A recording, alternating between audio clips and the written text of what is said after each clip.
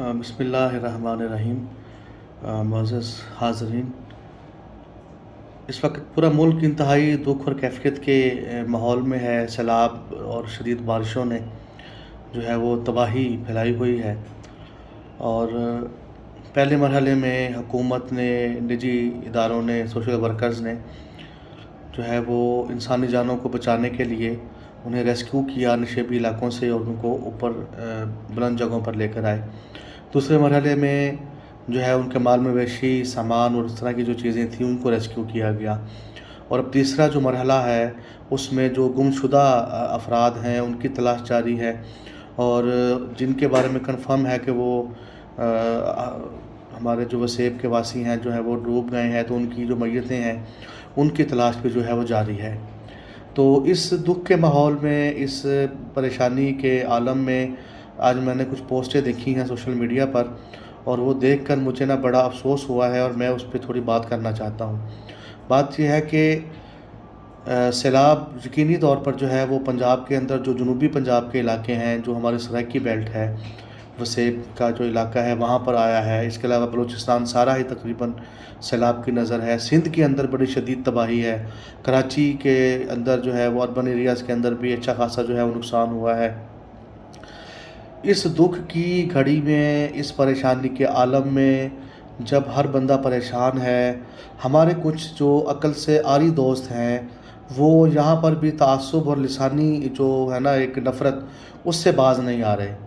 تو میں بڑے جو ہے نا وہ گرفتہ دل کے ساتھ ان سے گزارش کرتا ہوں کہ بھائی اگر ہم زندہ رہیں گے تو آپ اپنی سیاست بھی چمکا لیجئے گا، آپ اپنے تعصب کی بھی بات کر لیجئے گا، آپ جو دل میں آئے کر لیجئے گا۔ جس کا نقصان ہو جائے نا تو وہ ہمارا پاکستانی بھائی ہے۔ جو فوت ہو گیا وہ ایک انسان ہے، اور اس کی حرمت جو ہے وہ ہم سب پر لازم ہے۔ اب وہ ایک لفظ لکھا گیا کہ جی اگر کسی سرائکی بلوچ کی لاش آپ تک بہتی ہوئی آ جائے تو آپ اس کو امانتاً دفنا دیں، کہ اب ان کے پاس خشک زمین بھی نہیں ہے۔ پہلی بات تو یہ ہے کہ حقائق کو اتنا توڑ مروڑ کے جو ہے وہ آپ نہ پیش کریں۔